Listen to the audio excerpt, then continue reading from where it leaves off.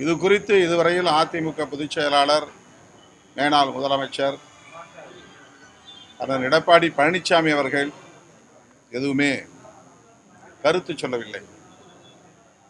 ஊடகவியலாளர்களும் அதிமுக பொதுச் செயலாளரிடம் கேட்க வேண்டிய கேள்விகளை எங்களை போன்றவரிடத்தில் தொடர்ந்து கேட்டுக்கொண்டிருக்கிறீர்கள்.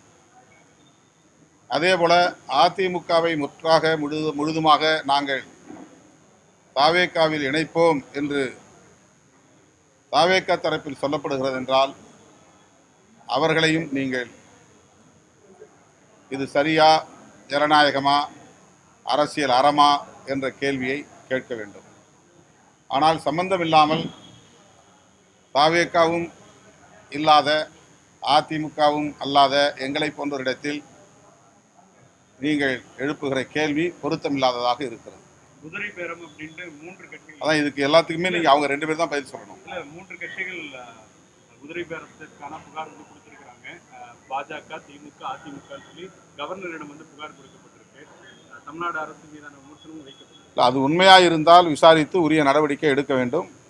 ஆளுநருக்கு அந்த அதிகாரம் இருந்தால் அவர் அதில் உடனடியாக தலையிட வேண்டும்.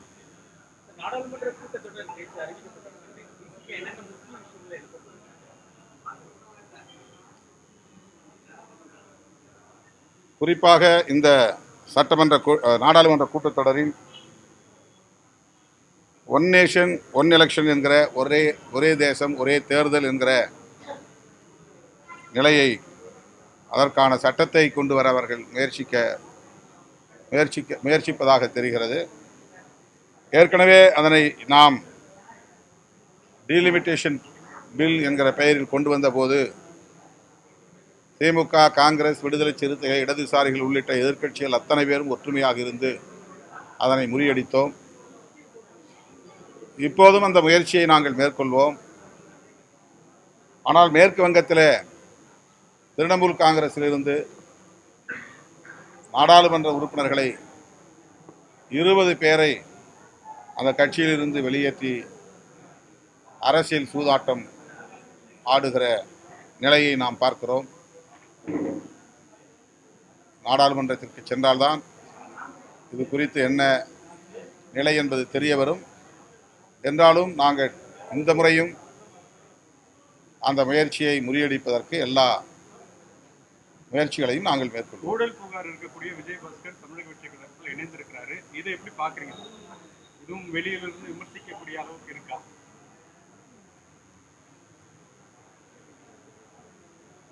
இது அரசியல் களத்தில் இருக்கக்கூடியவன் என்கிற முறையில் நான் பதில் சொல்ல கடமைப்பட்டவனாக இருந்தாலும் கூட இதை நீங்கள் நேரடியாக விஜயபாஸ்கரிடத்தில் கேட்பது தான் முறை, சரி. அவர் என்ன காரணத்திற்காக அதிமுகவிலிருந்து வெளியேறினார்? அதிமுகவிலிருந்து ஆட்களை வெளியேற்ற முயற்சி நடக்கிறது, குதிரை பேரம் நடக்கிறது என்கிற விவாதம் ஒருபுறம் இருக்கிறது என்றாலும் கூட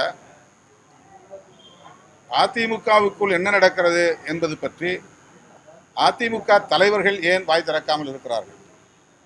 ஆவேசப்பட வேண்டியவர்கள், ஆத்திரப்பட வேண்டியவர்கள், தாவேகாவுக்கு எதிராக கொந்தளிக்க வேண்டியவர்கள் அமைதி காப்பதன் பொருள் என்ன?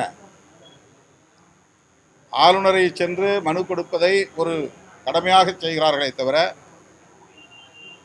இதை ஒரு வெகுமக்கள் கருத்தாக மாற்றுவதற்கு, ஒரு பப்ளிக் ஒப்பீனியனாக மாற்றுவதற்கு அவர்கள் எந்த முயற்சியும் எடுத்ததாக தெரியவில்லை. எங்கள் கட்சியை சீர்குலைக்க பார்க்கிறார்கள், இதை அனுமதிக்க மாட்டோம் என்ற குரலும் இடவில்லை. பொதுமக்களே இது நியாயமா என்று பொதுமக்களிடத்திலே முறையீடும் செய்யவில்லை. ஊடகவியலாளர்களும் அதிமுக தலைமையை பார்த்து எழுப்ப வேண்டிய கேள்வியை எழுப்பாமல், அல்லது குதிரை பேரம் செய்வதாக குற்றம் சாட்டப்படும் கட்சிகளிடத்திலே, கட்சிகளின் தலைவர்களிடத்திலே கேள்வி எழுப்பாமல் இடையிலே இருக்கக்கூடிய எங்களை போன்றவர்களிடத்தில் கேள்வி எழுப்புவதால் எந்த பயனும் இல்லை. குதிரை பேரத்தில் ஈடுபடுவது யார்? தாவேகா என்றால் தாவேகா தலைமையை நேராக கேளுங்கள். திமுக ஈடுபடுகிறது என்றால் திமுக தலைமையிடம் கேளுங்கள். அதிமுக பாதிக்கப்படுகிறது என்றால் அதிமுக தலைமையிடம் இந்த கேள்வியை எழுப்புங்கள். அவர்களிடம் எந்த கேள்வியும் எழுப்பாமல் இதில் திருமாவளவன் என்ன சொல்லுகிறார், அவர் ஏன் மழுப்புகிறார் என்று திருப்பிவாதம் செய்வது அர்த்தமில்லாதது அல்லது அரசியல் புரிதல் இல்லாமல் பேசுகிற பேச்சு. அந்த கேள்வி பொதுவாக இந்த கேள்வி மட்டும் சொல்ல, ஊடகங்கள்ல விவாதம் நடத்தக்கூடிய தோழர்களுக்கு நான் சொல்றேன், இதுவரையில் இது மிகவும் முக்கியமான பிரச்சனை தான்.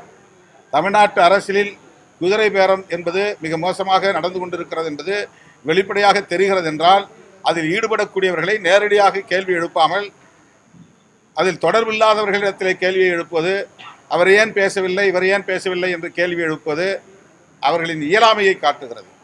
உள்ளபடியே அரசியல் அறத்தின் மீது நம்பிக்கை உள்ளவர்கள் நேரடியாக தாவேகா தலைமையிடம் இந்த கேள்வியை எழுப்புங்கள், பாதிக்கப்படுகிற அதிமுக தலைமையிடம் இந்த கேள்வியை எழுப்புங்கள், அல்லது திமுகவுக்கும் இதில் தொடர்பு இருக்கிறது என்று சொன்னால் திமுக தலைமையிடம் நேரடியாக கேள்வி எழுப்புங்கள். அவர்கள் மக்களிடத்திலே பதில் சொல்லட்டும்.